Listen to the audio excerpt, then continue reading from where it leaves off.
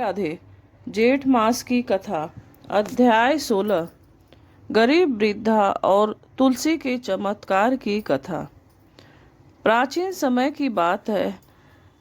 पवित्र नदी के किनारे एक छोटे से गांव में गंगा नाम की एक वृद्धा रहती थी। उसका कोई अपना नहीं था। मिट्टी की टूटी झोपड़ी, दो पुराने बर्तन और आंगन में लगी एक छोटी सी तुलसी, बस यही उसकी दुनिया थी। गांव वाले उसे गरीब समझकर तिरस्कार करते, लेकिन गंगा कभी किसी से बैर नहीं रखती थी। वह रोज सुबह सूर्योदय से पहले उठती, नदी से जल लाती और तुलसी माता के सामने दीप जलाकर भगवान विष्णु का नाम लेती। जेठ मास की भीषण गर्मी थी। धरती तप रही थी, पक्षी प्यास से व्याकुल थे।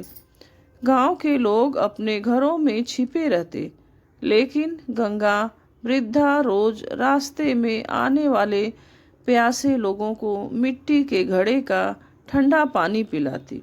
एक दिन दोपहर के समय एक साधु उसके द्वार पर आए। उनके पैरों में छाले पड़े थे और चेहरा धूप से लाल हो गया था। साधु ने कमजोर आवाज में कहा, माँ, क्या थोड़ा पानी मिलेगा? गंगा तुरंत दौड़ी और घड़े से ठंडा जल लाकर साधु को पिलाया। फिर अपने हिस्से की बची हुई सूखी रोटी भी उन्हें खिला दी। साधु मुस्कुराए और बोले, माँ, तुम्हारे पास कुछ नहीं, फिर भी तुमने सब दे दिया। मांगो, क्या चाहती हो? महाराज, मुझे धन नहीं चाहिए, बस भगवान का नाम कभी मेरे घर से दूर न हो। साधु उसकी बात सुनकर प्रसन्न हुए। उन्होंने कहा, तुम्हारी भक्ति से स्वयं भगवान प्रसन्न है। कल सूर्योदय के समय तुलसी माता के पास जो मिलेगा उसे प्रसाद समझना।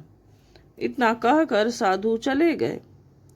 अगली सुबह जब गंगा तुलसी को जल देने पहुंची, तो उसने देखा कि तुलसी के पास मिट्टी में एक छोटा सा चमकता कलश रखा है।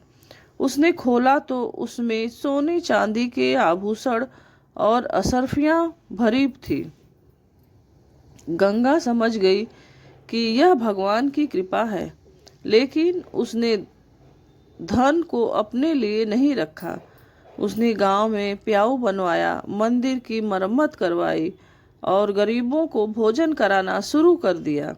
धीरे धीरे गांव बदलने लगा। जहां पहले लोग स्वार्थी थे, वहीं अब दया और सेवा की भावना बढ़ने लगी। गांव वालों को अपनी गलती का एहसास हुआ। वे गंगा के पास आए और बोले, माँ, हमें क्षमा कर दो, हमने तुम्हें कभी समझा ही नहीं। गंगा मुस्कुरा कर बोली, मनुष्य की पहचान उसके धन से नहीं, उसके कर्म और भक्ति से होती है।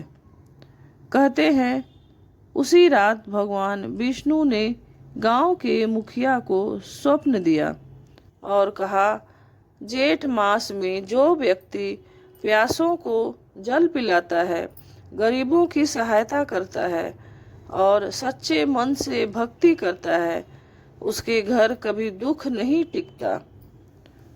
उस दिन से पूरे गांव में जेठ मास में जलदान और तुलसी पूजन की परंपरा शुरू हो गई।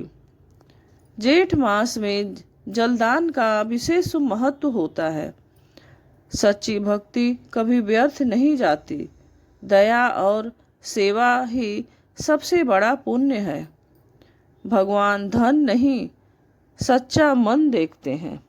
यह कथा यहीं समाप्त होती है। अगर आपको यह कथा पसंद आती है तो लाइक, कमेंट और चैनल सब्सक्राइब करिए।